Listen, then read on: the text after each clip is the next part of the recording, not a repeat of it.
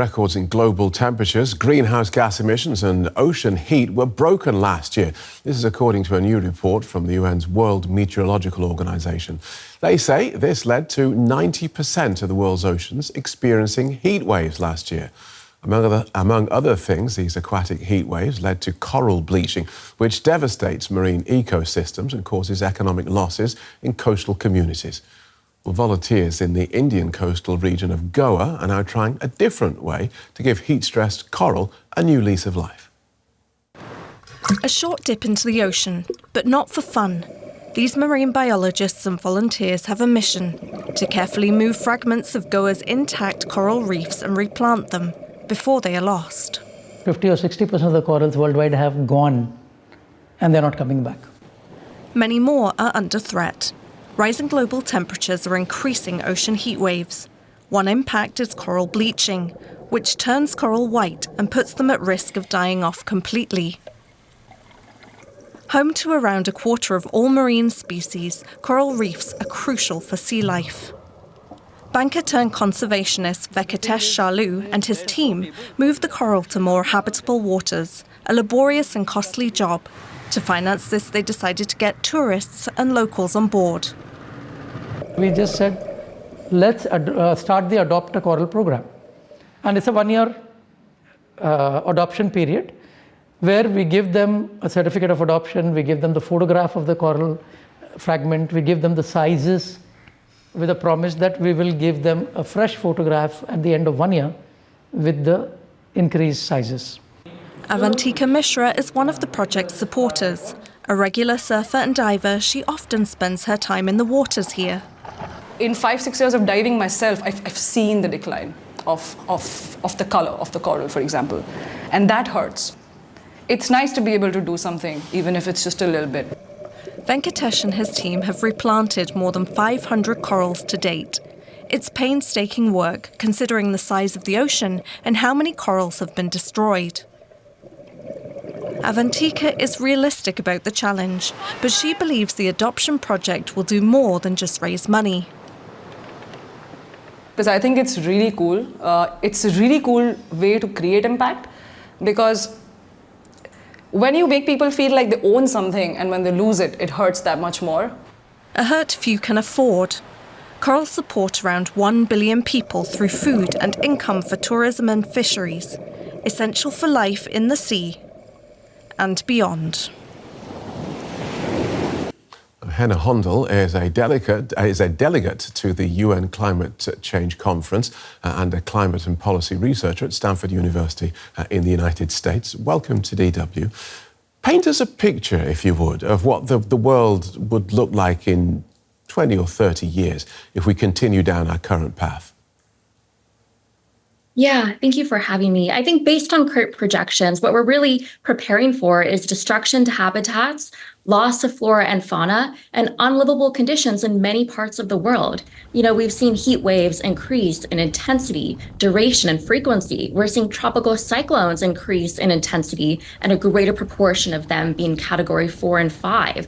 We're seeing youth talk about the mental health impacts of climate change. A really interesting study was done just a couple years ago, surveying 10,000 youth in 10 countries, and nearly half said that their feelings about climate change affect their daily lives. So this is not a pretty picture. And the WMO just came out with a report recently showing that pre-pandemic levels of food insecurity have dramatically increased in the past year, up to more than 300 million people experiencing food insecurity due to climate change. So this is a really grim picture, and I think it's high time that we get governments involved to actually get a grip on it.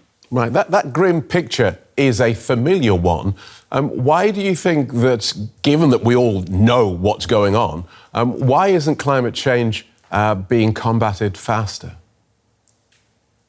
You know, I think the messaging is really key here. One of my favorite quotes from Steve Jobs, the founder of Apple, is when he said that the storyteller is the most powerful person because they set the vision, the agenda, and the values of the future. And when we think about climate change, how are we actually telling that story? Are we conveying it in a sort of distant, disconnected sense, or are we actually highlighting the real economic and health impacts that are affecting people in the here and now? You know, it's been projected that coastal flooding will lead to €1 trillion worth of losses just affecting Europe. So that's huge. But are we actually conveying those realities in a way that people feel connected to it in their day-to-day lives? So I think we have a lot of work to be done on that messaging front.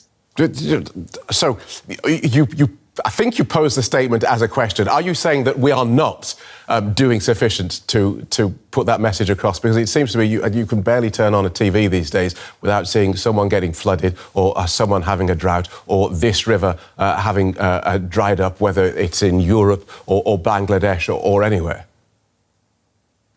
Yeah, so I think unfortunately in the past year, those effects have come to people's doorsteps. And we're actually seeing more and more people being directly impacted by climate change and really feeling that in a way that I actually think could end up catalyzing more action. For example, this week, South Sudan is actually shutting down schools due to a heat wave expecting to last for the next 2 weeks.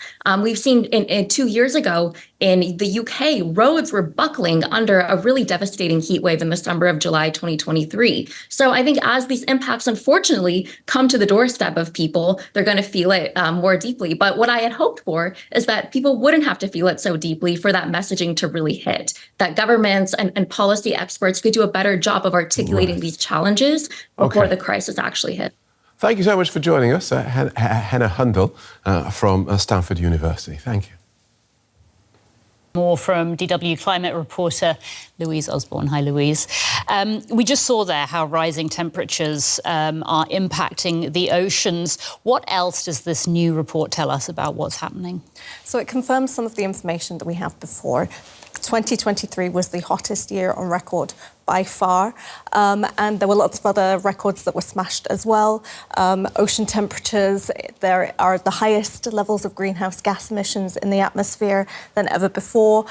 Sea levels are rising. So all of these things. It also talks about the extreme weather events that we are seeing, that we are continuing to see now with extreme heat in South Sudan at the moment, for example, which means a lot of children are being told to stay away from school and to stay inside.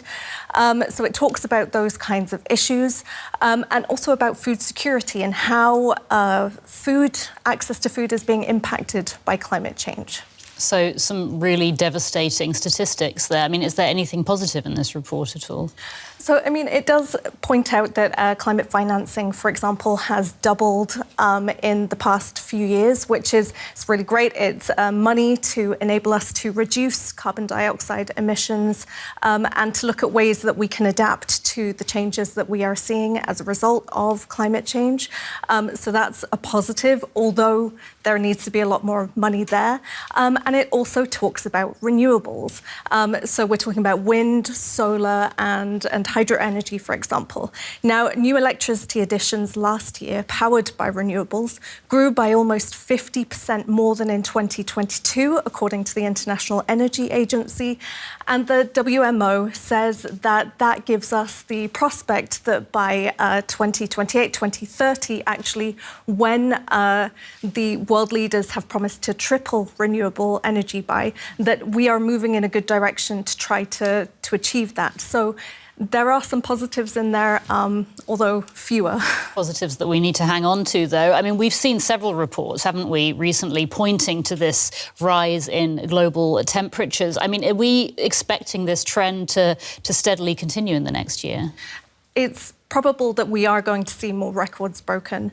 There are natural phenomena that are contributing to this as well, like El Nino, for example, which is driving up temperatures more than just the high temperatures that we're seeing as a result of burning fossil fuels and the climate change that is causing. But scientists say that they need to look and see what happens once that El Nino phase has gone so that we can really see where we stand. Louise Osborne, DW climate reporter, thanks so much for that.